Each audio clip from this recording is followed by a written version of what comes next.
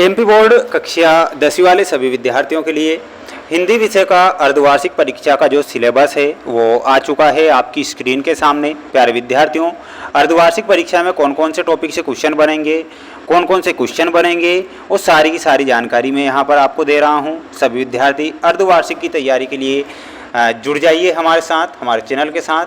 हिंदी विषय का जो सिलेबस है वो मैं बता रहा हूँ, जो कि कौन कौन से पूछे जाएंगे। प्यारे विद्यार्थियों, आप सभी जानते हैं कि त्रैमासिक परीक्षा का जो सिलेबस हमने बताया था वही सिलेबस आपका 100% क्वेश्चन आए थे। 100% हमने वेरी मोस्ट प्रश्न निकाले थे, उन्हीं से क्वेश्चन बने थे। ये तो बात आप सभी जानते हैं त्रैमासिक से। अब अर्धवार्षिक परीक्षा में जो सिलेबस आएगा, क्वेश्चन आएंगे, वो सारे के सारे मोस्ट इंपॉर्टेंट प्रश्न भी बताऊंगा। सबसे पहले सिलेबस देख लीजिए कि सिलेबस कौन कौन से पूछा जाएगा। सबसे पहले विभाग यानी कि सेक्शन 1 गद्य खंड। गद्य खंड से कौन कौन से टॉपिक आपको याद करने हैं? 7 टॉपिक रहेंगे। कौन कौन से?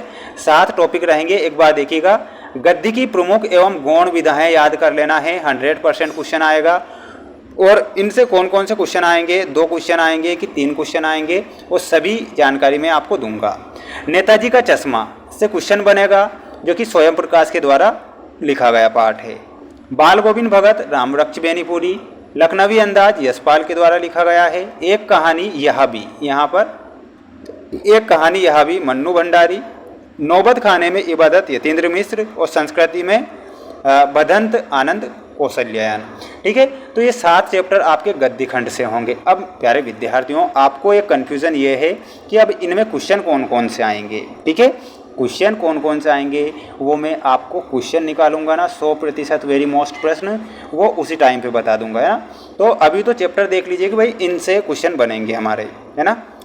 इसके बाद काव्य खंड देख लीजिएगा, काव्य खंड से क्वेश्चन कौन कौन से बनेंगे और कौन कौन से टॉपिक आएंगे वो जानकारी यहाँ पर ध्यान से रखिएगा।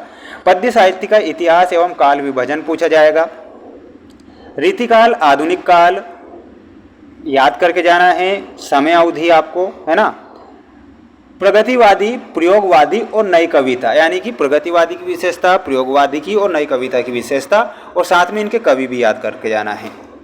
अब दूसरा टॉपिक रहेगा काव्य खंड में पद। पद किसके द्वारा? सूरदास के द्वारा रचित है। राम लक्ष्मण परशुराम संवाद, ये तुलसीदास के द्वारा। आत्मकथा जयशंकर प्रसाद। उत्साह अट नहीं रही, सूर्यकांत त्रिपाठी निराला ने लिखा। यह दंतुरित मुस्कान, फसल और संगतकार, मंगलेश रबराल के द्वारा। तो इन टॉपिक से भी क्वेश्चन आपकी अर्धवार्षिक परीक्षा में बनेंगे। अब इनसे भी जो क्वेश्चन आएंगे ना, वो सभी जानकारी मैं दे दूंगा आपको, कौन कौन से प्रश्न याद करने हैं। बिल्कुल आप टेंशन नहीं लेना है, आपको तो याद करना। अब व्याकरण खंड है हमारा, है ना। तो व्याकरण खंड में आपको करना है काव्य की परिभाषा एवं भेद, रस की परिभाषा प्रकार, संधि समास, लोकोक्तियाँ, मुहावरे, छंद और दोहा चौपाई, कवि परिचय, लेखक परिचय, अलंकार, संवाद लेखन, अपठित गद्यांश, अनेकार्थी शब्द, वाक्यांश के लिए एक शब्द, वाक्य के भेद और वाच्य। तो ये 12 टॉपिक आपसे व्याकरण में पूछे जाएंगे। तो एक बार स्क्रीनशॉट ले लेंगे सभी विद्यार्थी। चैनल को जरूर सब्सक्राइब करेंगे, क्योंकि हम जो प्रश्न बताएंगे 100% गारंटी के साथ बताएंगे कि भाई पहले चैप्टर से आपको 2 क्वेश्चन याद करने हैं, तीसरे से 2 क्वेश्चन याद करने हैं कि 4 करने हैं, है ना। वो मोस्ट प्रश्न हम निकालेंगे जो कि अर्धवार्षिक परीक्षा में बनेंगे। तो भाई अर्धवार्षिक में ही नहीं, ये वार्षिक परीक्षा में भी बनेंगे, ऐसे प्रश्न निकाल के बताएंगे ना। क्रिया के भेद एवं क्रिया विशेषण, सूचना लेखन, शब्द शक्ति एवं शब्द गुण, रचनात्मक लेखन में निबंध लेखन और पत्र लेखन याद करना है। कृतिका से ये दोनों ही पाठ पूछे जाएंगे, साना साना हाथ जोड़ी और मैं क्यों लिखता हूँ, अज्ञे के द्वारा रचित है। तो ये हिंदी का सिलेबस था अर्धवार्षिक परीक्षा का, जो कि मैंने आपको बता दिया है।